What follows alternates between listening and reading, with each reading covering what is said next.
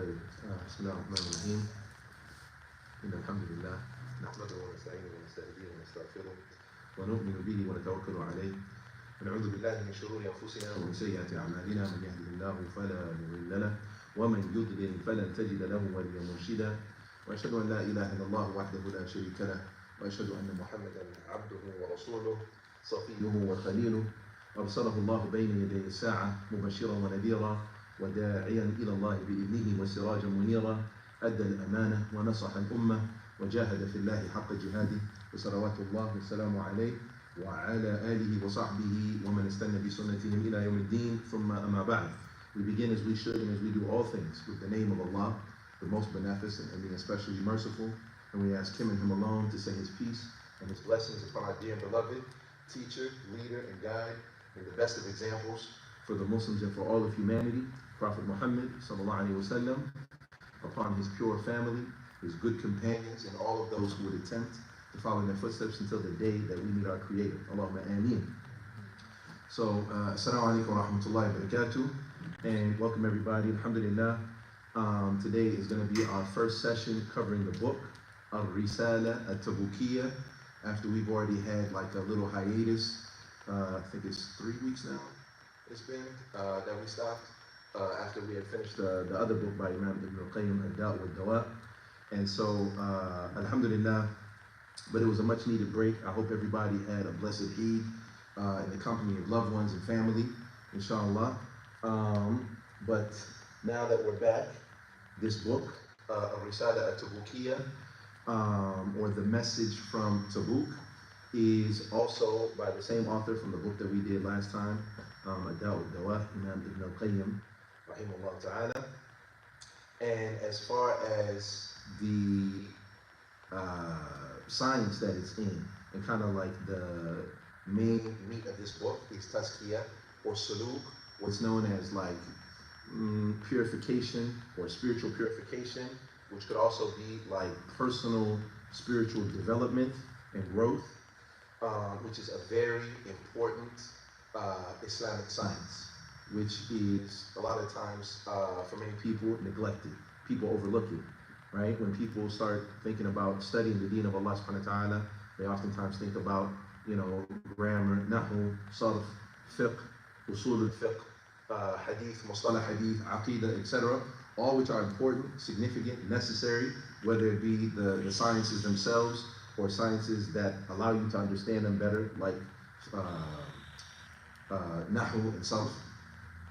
But one that is especially necessary and needed, right, is that spiritual growth and development. And Imam Ibn al-Qayyim rahimahullah ta'ala is no stranger. A good portion, if not the majority of his writings have this, right? Is either outright focused on spiritual development, right? Getting closer to Allah subhanahu wa ta'ala, spiritual purification, or even if it is in fiqh or tafsir or other sciences, there's still that flavor, right, of that spiritual taste to it, right, which is absolutely essential. And I think, and that's part of the reason why I chose this book to cover as we're going through a class in the community, because, like I said, oftentimes it's something that's overlooked. And to be quite honest and frank, it was a little bit for selfish motives for me personally, for something that I want to cover and something that I wanted to look at and something that I needed, right? And so I just thought that, inshallah, it would be a benefit for everybody else as well. Now, as far as this particular book, the topic of the book is essentially the qualities of the righteous, and of righteousness and piety and God consciousness that every single individual needs, both in practice and in da'wah, and especially in needed when making hijrah, right? And by hijrah, we mean migration, right? Leaving one place to another is one definition of migration, which is not the topic of this book. It is not the fifth definition, right, of leaving the lands of kufr or the lands of bid'ah and going to the land of Islam or the land of sunnah or the land of disobedience to the land of obedience and reverence and service to Allah subhanahu wa ta'ala. but there's another type of a hijrah that is absolutely essential, that is absolutely necessary, a migration that every single Muslim at every single moment in time, they all need to be doing.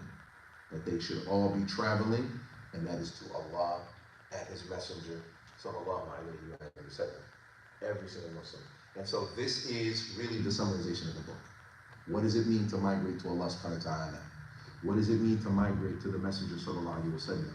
What does that really mean in the life of a Muslim, both theoretically and practically? How do you apply that? Because all of us say that we're Muslim, all of us say La ilaha illallah, everybody says Muhammadur Rasulullah, who's Muslim, but at the end of the day, if you were to examine their daily life, their daily living, their practices, their marriage, how they raise their kids, how they do their business, right? Even how they make da'wah, even how they understand Islam, you will sometimes find that them saying La ilaha illallah, Muhammadur Rasulullah, and that hijrah to Allah and His Messenger is one thing, and all of those areas and facets of their life might be something else. And so the Shaykh is talking about how do you really do that? How do you really apply that? And that truly, genuinely, real happiness comes through going through that process. In your heart, that it is wholly committed to the worship of Allah subhanahu wa ta'ala and the following of Prophet Muhammad sallallahu alayhi wa sallam. As a matter of fact, that you can't find happiness, true happiness, both in this life and in the hereafter, without doing this. This is essentially the beginning and the end of the book, right?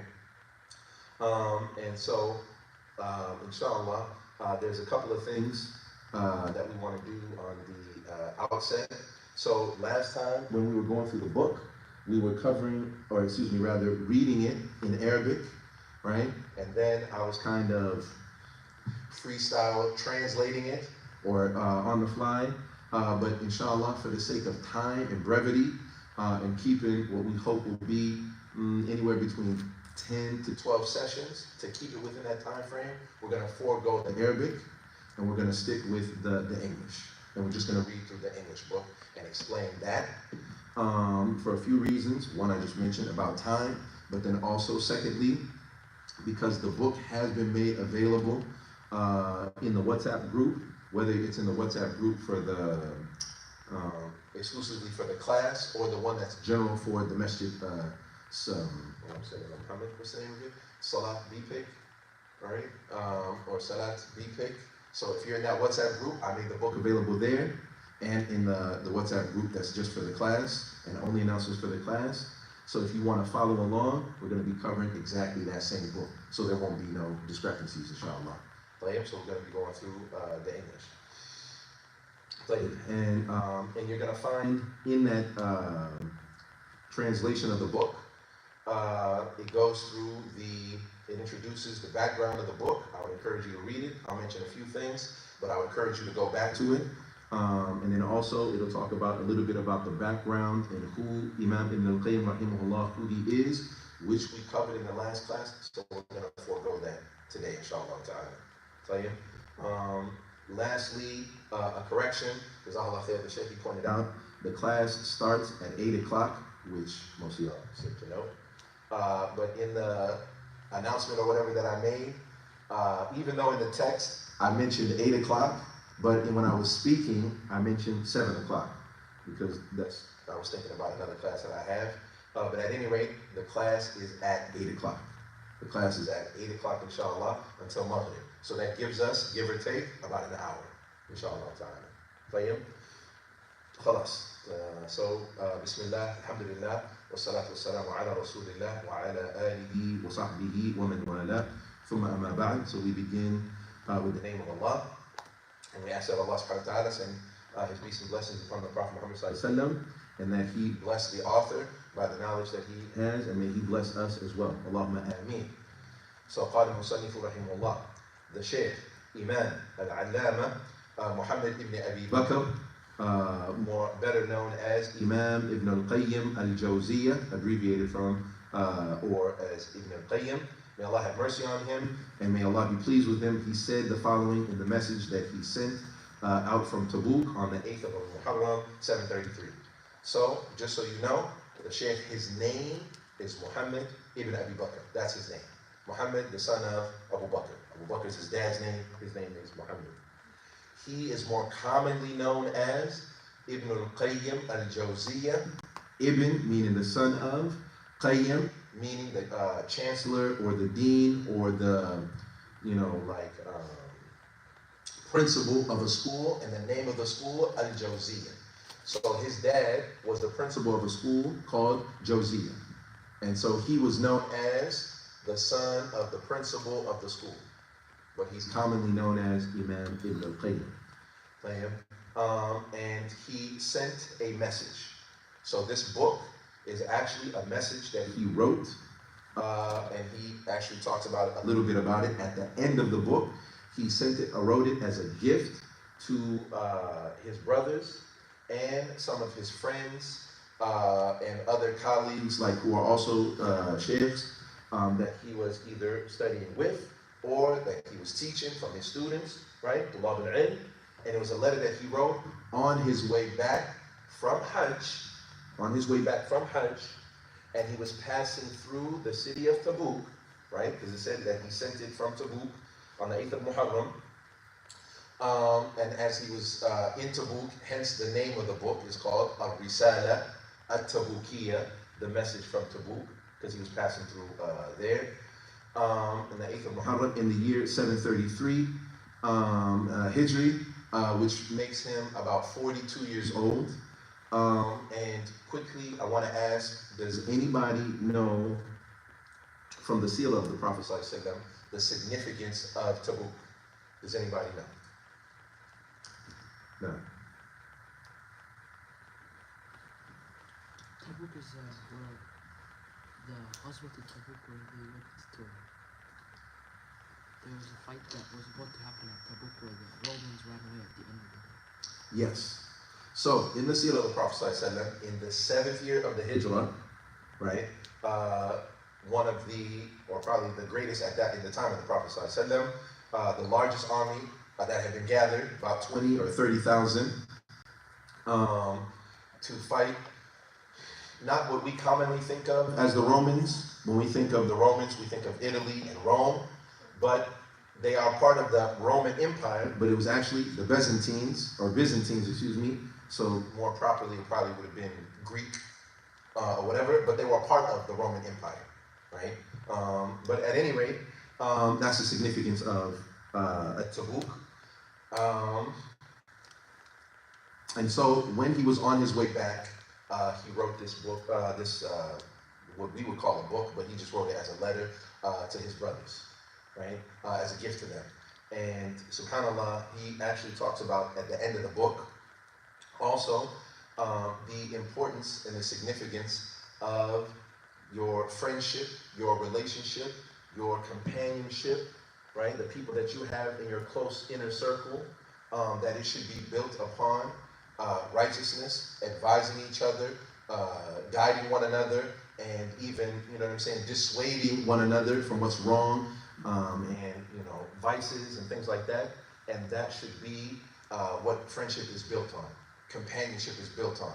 Now, I'm not talking about mere acquaintances, but I'm talking about like the people that you're close with. Like I said, your inner circle. And if you look at the Prophet ﷺ, he was a paragon and a perfect example of just that, right? That the people who were close to him, right? You would see that his love for them and his relationship was based on him wanting good for them and him advising them. Just one quick example is if you look at when the Prophet ﷺ, he took hold of Mu'adh ibn Jabal, radiallahu ta'ala anhu. And he said, Ya Mu'adh, oh Mu'adh, I love you for the sake of Allah. I love you for the sake of Allah. Inni uhibbuka fillah. Right? And then he went on to tell him. So he told him, listen, I love you. Right? I care for you. And so I'm going to tell you something that's important. He said that at the end of every salah, make sure that you say, right? Allahumma a'ini ala dhikrika wa shukrika wa ala husna ibadatik. Oh Allah, right? Then make sure that you say this after every salah. Oh Allah, aid me, help me, facilitate for me, right? Ala dhikrika, on your remembrance. وَشُكْرِكَ, and gratitude to you, وعلى حسن عبادتك, and my perfecting my worship of you. Right? Even those things, remembering Allah, showing gratitude to Him, and worshiping Him, we can't even do those things without the help of Allah subhanahu wa ta'ala. But the point here is what? The Prophet ﷺ showing an example of what true affection, companionship, and friendship, what it's built and based on. Right? But unfortunately, we oftentimes have friendships, relationships, and connections that have entirely different reasons. Right? And entirely different bases. Whether it's the dunya, whether it's money, whether it's some type of, benefit that I'm going to get being connected to this person, right? Whatever it is, too often it's not for what was shown by the Prophet ﷺ, for the sake of Allah subhanahu wa ta'ala, and that advising and reminding one another. And this is what the Shaykh himself, he's doing, right? And he said that's the best possible gift you could ever give to somebody. So, the Shaykh, he says, and I also want to make a note about the translation, a couple of things. The little titles that are mentioned in there, they're not from the author, Imam Ibn al-Qayyim. They're from the translator, Sheikh Muhammad Jibani, Hafidhullah. They're from him. So it says here, for example, in the first little chapter, the happiness of a human being, that's not from Imam Ibn al-Qayyim when you're reading the book itself. Right? Anyways, so the Shaykh now, he says, I glorify Allah and praise Allah subhanahu wa ta'ala with all the praise that He deserves. I ask Allah to grant distinguished honor and peace to His seal of prophets and messengers, Muhammad sallallahu alaihi wasallam. Allah subhanahu wa ta'ala says in His book, وَتَعَاوَنُوا عَلَى الْبِرِّ وَالتَّقْوَى وَلَا تَعَاوَنُوا عَلَى الْإِثْمِ وَالْعُدْوَانِ وَاتَّقُوا اللَّهَ إِنَّ اللَّهَ شَدِيدُ الْعِقَابِ. And this is from Surah Al-Ma'idah, ayah number 2.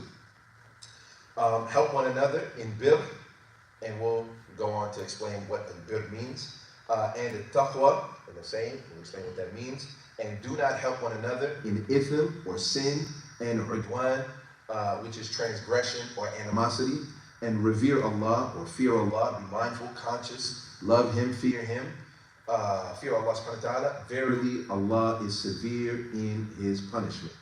Now, this ayah comprises all that is good for the people in this life and the hereafter, in regard to their mutual relationships, as well as their relationship with their Lord, Allah subhanahu wa ta'ala. This is so because every person only deals with the following two situations or obligations. Number one, his obligation towards Allah subhanahu wa ta'ala, and number two, his obligation toward other people. So something that we need to know is that the Shaykh, pretty much in his whole introduction, which we're going to see, he does not actually start the book itself, and the main topic, which we said is the migration or the hijrah to Allah and His Messenger. That doesn't start till about page 15. So just know that today, we're not going to get into that. But what he does do in the beginning of this book, in his introduction, is he essentially is going to go through the tafsir, the explanation of this verse. وَتَعَاوَنُوا عَلَى الْبِرِّ وَالتَّقْوَى. And he's going to give a practical example of what it means to have tadabbur and tafakkur when it comes to the Quran, and when we're reading it, and how to look at it and think about it and reflect on it personally on your own. So we're not talking about just what the scholars say, but like you reading it and thinking to yourself, what does this mean for me? What does this mean in my life? What is Allah subhanahu wa ta'ala asking me? Or what is He commanding me or telling me to stay away from? And what does it mean for the people around me and my relationship with them? How does that apply? And the Shaykh, that's essentially what he does, and it's a nice practical example of that, going through this ayah. And he's going to mention also a number of different linguistic benefits that help, and principles that help in understanding the Quran, which are very important. So we said what? He said that you got two obligations based on this ayah. First is the obligation to Allah subhanahu wa ta'ala. Secondly, the obligation towards other people, the creation. Duty towards other people. A person's duty towards his fellow human beings in terms of dealing with them, aiding them, and befriending them is that his association with them should be directed toward mutually helping one another in pleasing and obeying Allah subhanahu wa ta'ala. This brings the person's ultimate success and happiness that he can never find otherwise. Furthermore, this approach is bir and taqwa, which encompasses the entire deen, or the whole deen. It should be noted that whenever these two terms, a bir and a taqwa, is mentioned, the other term is implied either inclusively or necessarily, which is biltizam or tadammun. All right. It's more obvious, however, that they imply each other inclusively because bir, or righteousness, carries the meaning of a taqwa or piety, and vice versa. This should not conflict with the fact that when the two terms appear together, as they do here, each of them carries a distinctive meaning. There are numerous other pairs of terms that behave similarly as such. So, the word bir, in general, and he's going to go into much more detail, but in general, it means every type of goodness, every type of righteous action. So in general, what is everybody? What does bir mean? Every type of goodness. Any type of goodness that you can do, right, is considered what? It's considered bir. And then the word taqwa, right, has multiple different translations. Sometimes it's translated as fear of Allah. Sometimes it's translated as piety. Sometimes it's translated as God consciousness. Again, we will go in further detail later on, but right now, so that we kind of understand where he's going, bir, every type of goodness, taqwa, God consciousness, right? And then the first principle that he mentions, the first principle is that there are phrases, right, in Islam, there are terms in Islam that when they are mentioned together, then they have distinct and independent meanings. They have distinct and independent meanings when they are mentioned together, such as bir and taqwa. They're mentioned together in the ayah. So when they're mentioned together, they have independent and distinct, different, separate meanings. And then, when those words, whenever they're mentioned separately, bir by itself, or taqwa by itself, then they include the other word, right? They include the other word. And then he says there are numerous phrases or words and terms in the Quran and in the deen that when they're paired, they behave similarly. In Arabic, it's mentioned إذا افترق, or excuse me, إذا اجتمع افترق وإذا افترق اجتمع. That when they come together, then they separate. And when they separate, they come together. And we'll explain what that means. So for example, Iman and Islam. Iman and Islam. When they're mentioned together, they mean something separate and independent. And then when they're mentioned one or the other by itself, then they mean something different. So how so? So for example, Iman and Islam, when they're mentioned together, look at the famous hadith of Jibril. That's in Sahih Muslim, narrated by Umar ibn Khattab radiallahu anhu. When the archangel Jibril alayhi salam, he came to the Prophet sallallahu and he asked him 4 questions. He asked him 4 questions. What were those 4 questions, y'all? Famous hadith of Jibril.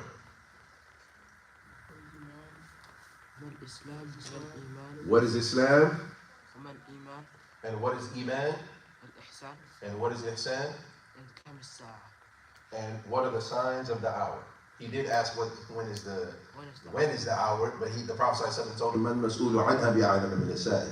right? The one who's asking doesn't know more than the one who's being questioned. I don't know, it's just like you don't know. But the 4th question that he asked was, what are some of the signs of the hour? But the point here is what? They mentioned together, and each one of them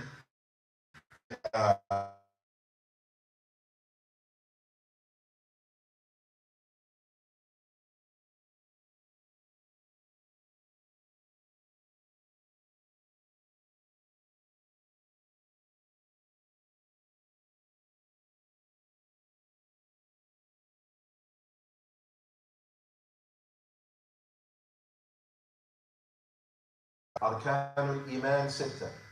The 6 pillars of faith are what?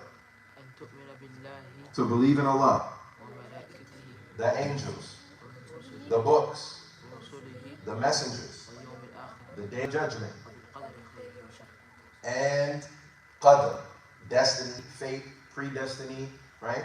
The good of it, the bad of it, the bitter and the sweet. Those are the 6 pillars.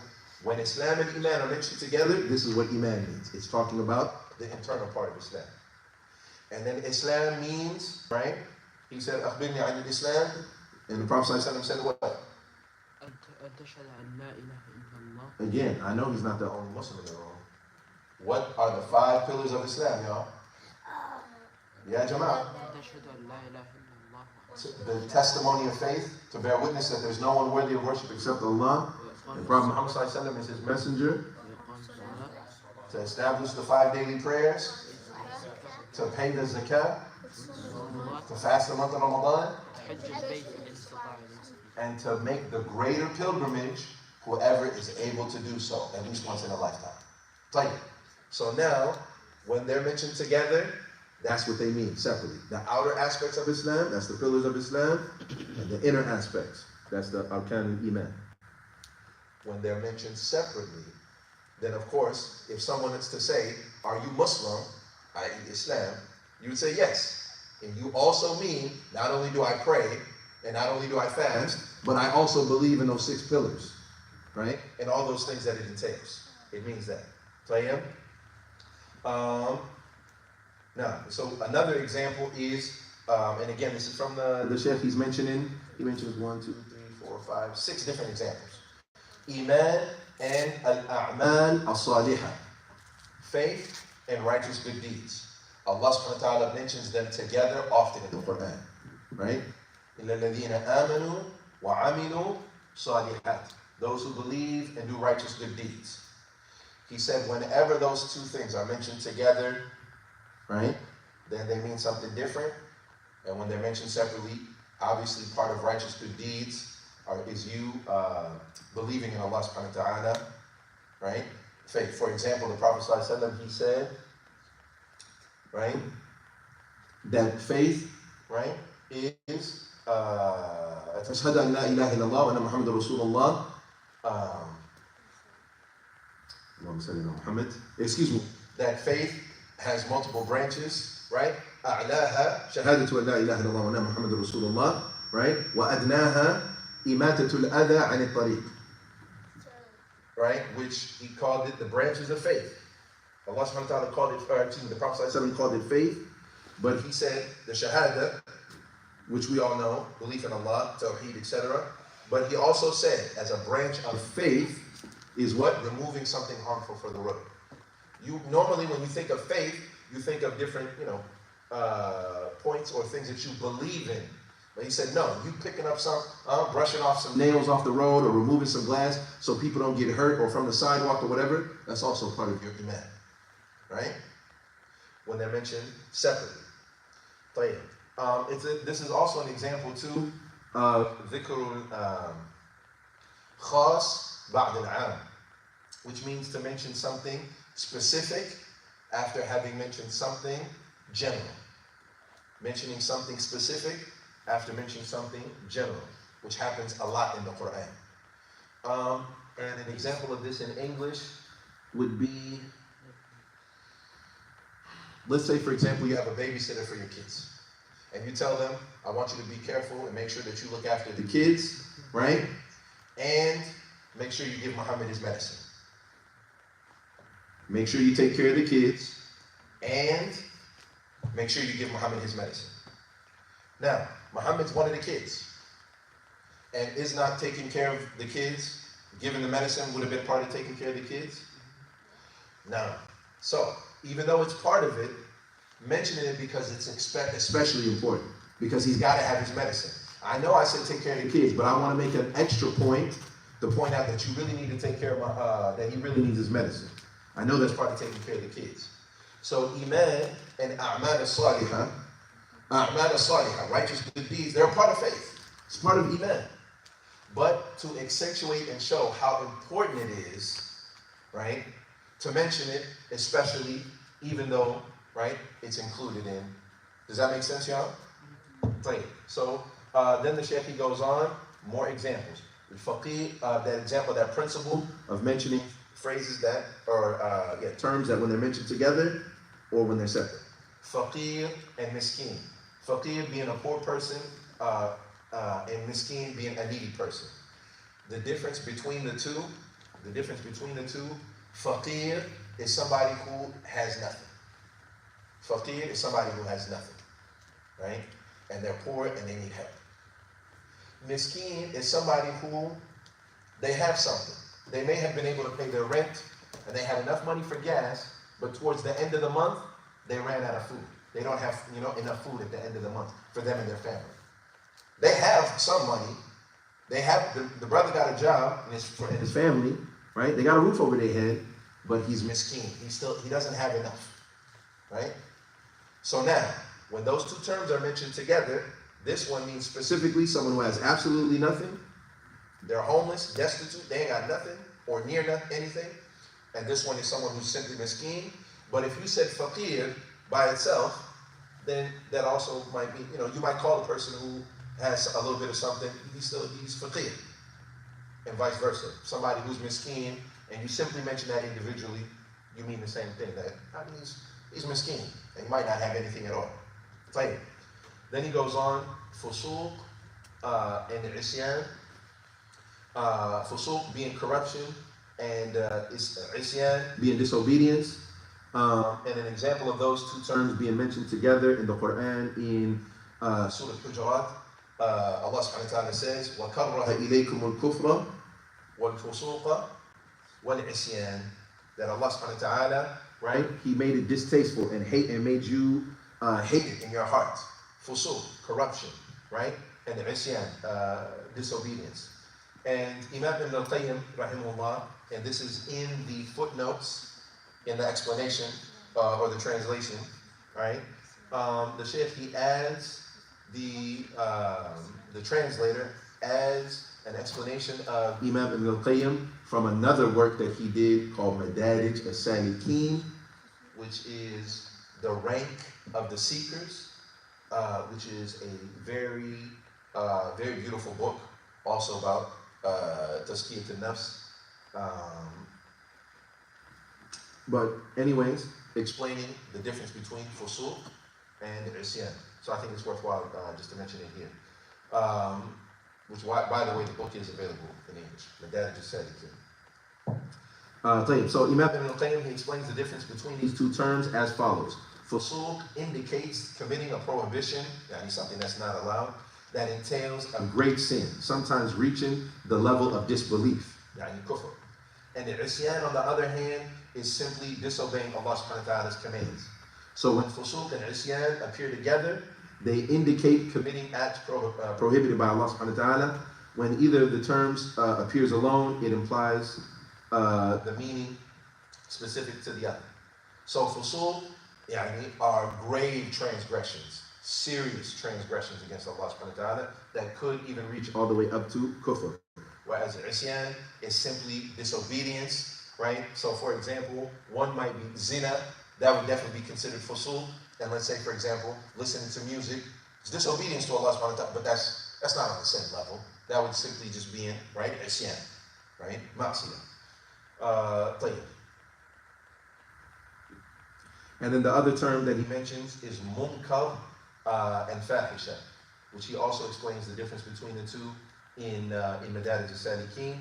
He says fahisha or fuhsh is an action whose ugliness is so apparent that a person with sound intellect would abhor it, would reject it, right? Anybody who's got fitra salima, it would be something that is extremely distasteful. They wouldn't possibly go towards that. This is why zina is commonly referred to as well as sodomy. Both of these are called oftentimes in the Quran as fahisha, right? Now, and similarly, any despicable speech is called fuhsh because of its manifest ugliness, such as obscene, swearing, and abuse. And this, unfortunately, right, has become flipped in today's time, where it is very common, right, where people speak with fuhsh on their tongue, like cursing and swearing, like and speaking obscenely, as if it is normal. So the F word, the S word, and any other that you can think of where they've become common. And when I say common, I don't mean simply in movies, shows, and social media, etc., but I mean listening to the Muslims talk. I mean, for example, I was teaching a class this past weekend, right? And it's not in Duxi, it's in Ma'had, which means institute, which is supposed to be a higher level of learning, right? Or at least it should be somewhat above a Duxi. Is more than the Green Book. You're studying some different Islamic sciences, right? And as I'm talking to the students, I hear one of the students refer to another student. He said, shut up, right? You itch, blank, and then the N-word, right? But they weren't serious. They were just messing around and playing around with each other. But it's so common on the tongue, right? And that people have become desensitized of what it means to speak in a wholesome manner. Even though the Prophet ﷺ, when talking about our speech, because people don't see it as a big deal. The Prophet ﷺ, he said what? Man kana yu'minu billahi wal yawmil akhir falyaqul khair aw yasmut. Listen, whoever, and look at it, and he's tying it to Iman and faith. He said, whoever believes in Allah and whoever believes in the last day, either speak well, speak good, right? Or simply remain silent. Just close your mouth if you ain't got nothing good to say, right? But at any rate, that is fahsha. And then he mentions munkar, on the other hand, is a deed that pure intellects and natures do not approve of or accept, but rather they reject it. So this is likened to that a person with a sound nature, right? That loathes or abhors a foul odor, an unpleasant sight, a repulsive taste, or an odd sound. That's considered munkar, right? So anyways, so in summary, these are a series of different terms that are mentioned together in the Quran or in the Sunnah or in Islam, in Islamic terminology, that when they are mentioned together, the principle is what? Then when they're mentioned together, they have separate and independent meanings. And then when they're mentioned individually, then one encompasses the other. So if I say the mu'minun and I'm talking about iman and I only mention the word iman, then by default I also mean Islam, right? And when I mention Islam and iman together, just like that example in the hadith of Jibril, when they're mentioned together, then one means the internal aspect, the other means the outer, right? And then he's going to go into more detail of an example of this through bir and taqwa. All right, so now in the next part, bir in relation to a taqwa, defining bir and taqwa. Bir is the excellence, virtue, and goodness sought in an object. This follows from the root and derivation or conjugation of this word in Arabic. So related to bir, the word bir is also a derivative of the word bur, which means wheat, right? Which surpasses other grains in benefit and goodness. And also, a good person is described as bar, right? Meaning somebody who fulfills their promises, or someone who is bar, that is dutiful and kind. And this also describes the angels as being honorable and barara, yani kiramun barara, which is mentioned in the Quran, meaning righteous. And those entering paradise as abrar, or righteous, right? So Allah subhanahu wa ta'ala mentions in, I want to say Surah Al-Insan, Inna al-abrara yashrabuna min ka'sin kana mizajuha kafura, right? But he said the righteous, abrar, which is the plural of bar, right? Those who are righteous, Inna al-abrara yashrabuna, they will be drinking from chalices and glasses, kana mizajuha kafura, and the mixture of it is kafura, which is a type of cool and fragrant mixture and drink that they will have, that is for them, right? So now, all of these words, right, have connotations of what bir is, right? And all of them are derived from bur. So bur is a grain, and the reason why it's wheat, and the reason why it's a derivative of that word is because wheat, especially back in those days, had so many benefits compared to other wheats and grains, other grains, that people needed it and benefited from. And so because it had so many different benefits, right, and so much goodness, the word bir comes from that.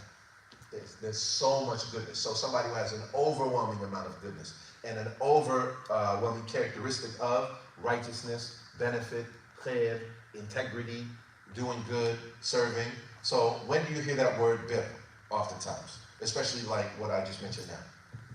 When do we often hear that word? Bir al-walidain. Someone who is extremely or especially dutiful to their parents, which by the way is an obligation.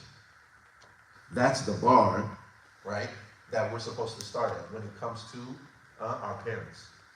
The word bir al-walidain, that you're supposed to be extremely dutiful and extremely serving, right, and looking after and caring and helping and your parents. That's what it's supposed to be.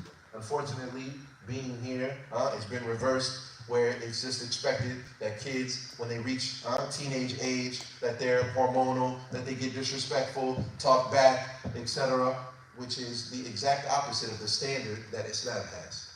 Yes, they might be in terms of their level of maturity and them growing biologically, etc., but it's supposed to be that you're rearing them, raising them, and that we're supposed to be ourselves dutiful, loving, caring, compassionate, looking after, even if they're kuffar. Even if they're kuffar, so long as they don't ask you to disobey Allah subhanahu wa ta'ala, you're supposed to be looking after them and taking care of them, right? But like I said, all too often, that role is reversed here. But mashallah, if you look at a lot of cultures, and we'll say especially like quote unquote back home cultures, oftentimes that's very much ingrained. And that's because their close proximity, and I would even say their close proximity to Islam and even other Eastern religions and Eastern cultures have that dutifulness to parents, right? And that is something to be upheld and not lost and not watered down, right? That is something that is especially needed. Because if you think about it, right, if you rear your children, right, to be like that, of course, when you're older, right, you should be thinking, right, they're going to be looking after you, making dua for you, even in old age. But again, you also, not only are you rearing your children, but you yourself, and we ourselves are doing that. So anyways,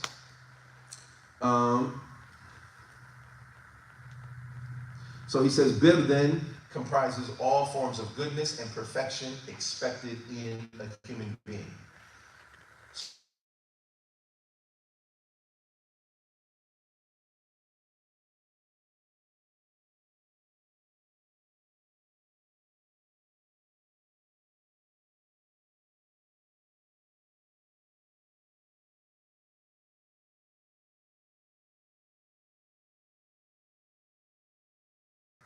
Al-ithmi. So the word ithm is the opposite of bir. So if bir is every type of goodness, right, and perfection in somebody or in a person, then what is ithm if it's the opposite? Every type of bad. Every type of evil, every type of defect, everything that is blameworthy in a person, I would go with it, right? Plain. And then the Shaykh, he mentions a hadith about bir and ithm. And this hadith is Nuwas bin Sam'an reported that he asked the Messenger of Allah sallallahu alaihi wasallam about bir and ithm, upon which he told him, i.e. the Prophet sallallahu alaihi wasallam told him, البر حسن الخلق والإثم ما حاك في صدري وكرهت أن يطلع عليه الناس. Bir is good manners, and ithm is that which weaves evil thoughts in your breast, and you hate that other people should know about it.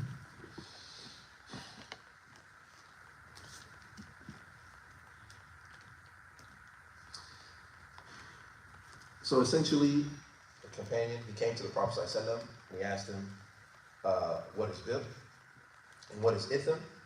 And bir, the Prophet ﷺ described it to be excellent morals and character, i.e. your dealings with people, how you treat them.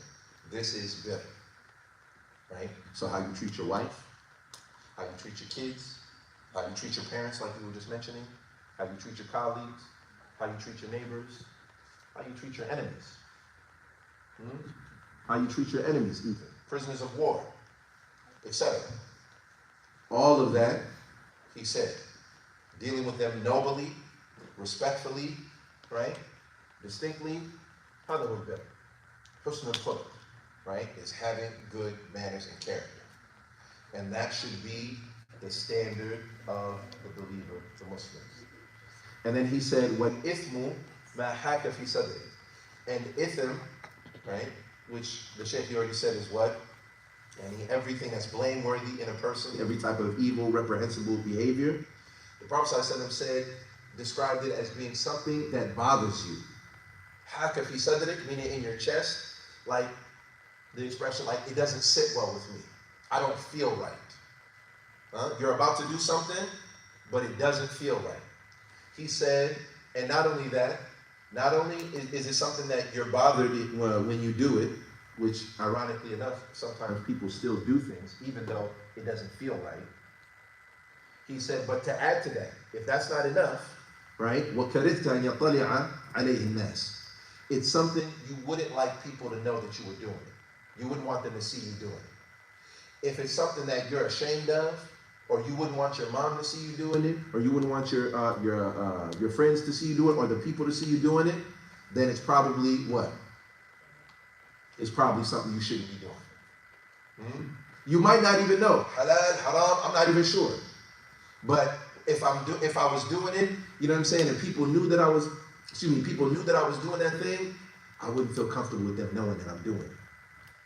That in and of itself, the Prophet ﷺ, he's giving us a kind of like self-gauge that you can have. So a type of self-awareness, right? Because you ain't always going to have a sheikh with you. You're not always going to know an ayah. You're not always going to know a hadith. You're not always going to know, right? But there's sometimes you just feel it. It don't feel right, right? For example, there might be some business transactions. People are doing something, and they're making money from it. And they say, come on, man, like, just go ahead and do it. You're going to make a lot of money. You'd be like, hey, you know what? Something don't feel right about this. You know what I mean? Something don't feel right. And of course, as they're doing it, they're like, all right, but when we do, but don't tell nobody though. Like, well, don't tell nobody. If there ain't nothing wrong with what we doing, why we gotta keep it on the hush hush? Why we gotta keep it on the DL? Why can't we say nothing about it? Huh? Just keep it on the, right? But it don't feel right. And anyways, I don't want to get into all that because we've talked about that multiple times and that we should don't understand. But so then the Shaykh also mentions another hadith along those same lines about bir and ithm, how they're mentioned together and how they mean something distinct. Right? This is an example from the Sunnah of the Prophet. So in this hadith, Wabisa bin Ma'bid, that radiallahu anhu, that he reported that he went to the Prophet and he had the intention of going and asking him about everything related to bir and ithm. And he found a group of Muslims surrounding him and asking him questions, right? And he started passing through them and they rebuked him saying, leave Allah's Messenger ﷺ alone, right? So they're all crowding around the Prophet ﷺ and he's trying to get to the Messenger of Allah because he's got a question. And they're telling him, no, don't. Just leave the Prophet ﷺ alone, right? And he says, let me get to him now. Let me approach him. And then the Prophet ﷺ said, let him come to me. And then he said, he is the most beloved person to approach. And then Allah's Messenger ﷺ said, Udnu ya Wabisa. Come closer. Come to me, O Wabisa. And he said, and he went and he sat close to him. So Wabisa came and sat next to him and he said that his knees touched the Messenger ﷺ's knees. And Allah's Messenger ﷺ asked him, Ya Wabisa, ukhbiruka ma jitta tas'alu anhu, O Wabisa. Do you want me to tell you what you came to ask me about? So Wabisa hasn't even asked. And the Prophet ﷺ is telling him, right, again, indicative of the fact that he's the messenger of Allah, right, that he has knowledge, information, and news given to him by Allah subhanahu wa ta'ala, right? Again, that's why he's the messenger, that's why he's the prophet. He says, you want me to tell you what you're going to ask me? Right? And so, of course, Wabisa, he replies, Of course, indeed, O Messenger of Allah, tell me. And so the Messenger ﷺ told him, جئت تسأل عن البر والإثم. You came to ask me about bir and ithm. So he said, yes, indeed, that's what I came to ask you. So the Messenger of Allah ﷺ, he gathered 3 fingers, right? The thumb, the index and the middle finger, like this, right? Together, and he poked Wabisa right here in the chest 3 times. He poked him in the chest like this, and he said, Ya Wabisa, istafti qalbak, wastafti nafsak. Yani, stafti means, so y'all know the word fatwa? Y'all heard the term fatwa before, right? So the word fatwa, when you add alif, sin, right, ta, it means to ask or seek, right? So istafti means to look for or to ask for a fatwa. Stafti means to ask or look for a fatwa. The Prophet ﷺ said, ask your heart, istafti qalbak, wastafti nafsak, and ask yourself, right? Al-birru matma'annat ilayhi an-nafsu wa tma'anna ilayhi al-qalb. He said, O Wabisa, check your own heart and check yourself 3 times. He said, bir is that which your soul, your heart, your own personal self is comfortable with, right? And ithm, and it pacifies your soul and your heart. And ithm is that which causes you al-ithmu ma haka fi qalbik. It doesn't sit right in your heart. It doesn't feel right. وَتَرَدَّدَ فِي الصَّدْرِ. And it causes you to hesitate in your heart and in your chest, right? وَإِنْ أَفْتَاكَ النَّاسُ وَأَفْتَوْكَ. Even if people are advising you and telling you, go ahead and do it. For you, you don't feel comfortable with it. Even if the people tell you, go ahead and do it, it's all right. Everybody else is doing it, he's doing it, that one's doing it. I heard this sheikh say, not that you heard directly from the sheikh, his mouth. And then the sheikh, he explained to you from the Quran, from the Sunnah. No, but somebody told you, I heard the sheikh say. Or I heard one time, I was at some place and I heard this is what people said, the sheikh, he said. How many times have people been misled or misguided because they said, I heard about a fatwa from somebody else? Or I heard that this sheikh, this is what he says. But they didn't hear it from the sheikh's mouth, let alone, even if they did hear it, did they understand properly exactly what it said, and that they quoted exactly the way the sheikh said it.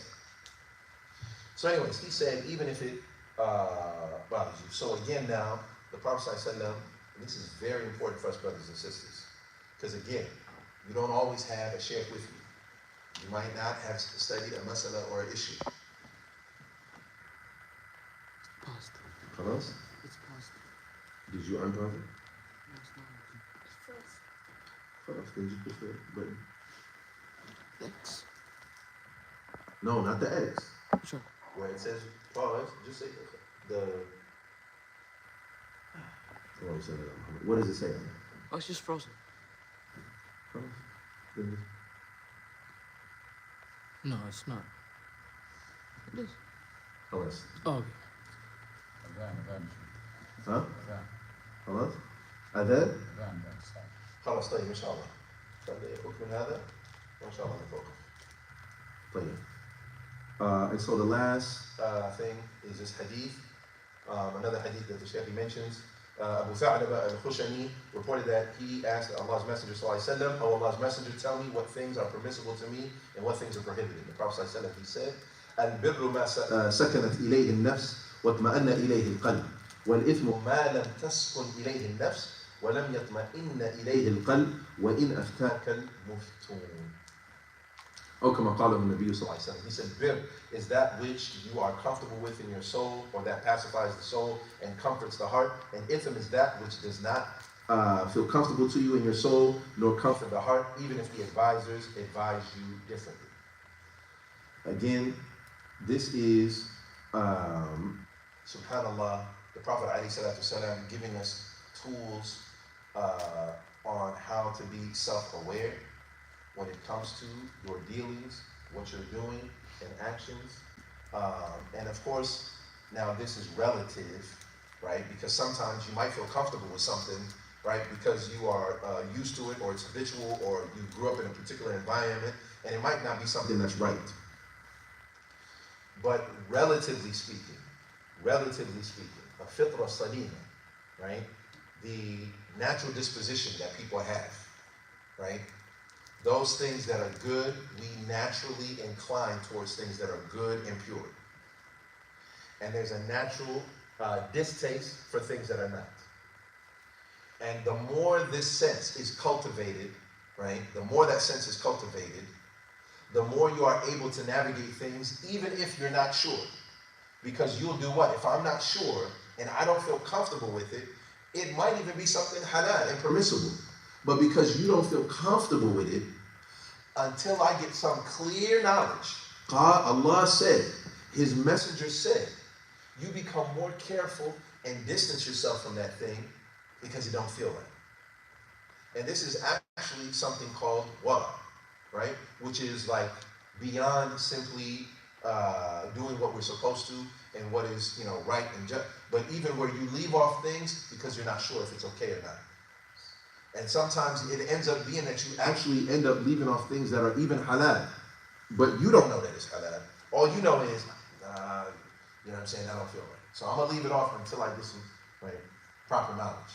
And this is encapsulated in the hadith, and we'll finish with this, right? Where the Prophet ﷺ, he said, إِنَّ الْحَلَالَ بَيِّنٌ وَإِنَّ الْحَرَامَ بَيِّنٌ وَبَيْنَهُمَا أُمُورٌ مُشْتَبِهَاتٌ لَا يَعْلَمُهُنَّ كَثِيرٌ مِنَ النَّاسِ فَمَنِ اتَّقَى الشُّبُهَاتِ فَقَدْ اسْتَبْرَأَ لِدِينِهِ وَعِرْضِهِ وَمَنْ وَقَعَ فِي الشُّبُهَاتِ وَقَعَ فِي الْحَرَامِ. Right? The Prophet ﷺ, he said, look, what's halal is clear. Everybody knows this stuff that's halal, that's clear. And what's haram is clear. Zina, alcohol, stealing, murder, etc. It's clear. And then there's some stuff that's in between. It's kind of like a gray area. And right, you're not sure, it's unclear. This sheikh he said, that sheikh he said, difference of opinion, people talking back and forth or whatever. And he said, and a lot of people are ignorant about this area, that gray area. So whoever, right, protects their honor, whoever stays away from those doubtful matters, right, and they protected their deen and their honor. But whoever goes ahead and just be delving in those unclear issues, I'm not sure, halal, haram, but you know what I'm saying, I'm going to go ahead and do it anyways, then no doubt they are going to eventually, inevitably fall into haram. And then he says that every king, right, has a pasture, right, a grazing pasture with borders, right, and whoever goes anywhere near those grazing borders, they will eventually get into it. So the best thing for you, right? And the haram is the border for Allah subhanahu wa ta'ala's pasture. So just stay away from it, right? And so that's how we're supposed to deal with things that are unclear. So you want to cultivate that sense and that awareness. That you don't just go ahead, do first and ask questions later. That's not how it should be for the Muslim. Ya ayyuha alladhina amanu la tuqaddimu bayna yaday Allahi wa rasulihi. Anyways, we don't want to you know what I'm saying, delay here because now it's the time for Salat al-Maghrib. But we'll stop here. وصلى الله وسلم على نبينا محمد وعلى آله وصحبه أجمعين وآخر دعوانا أن الحمد لله رب العالمين. طيب. لا ويا حسن إليكم. طيب.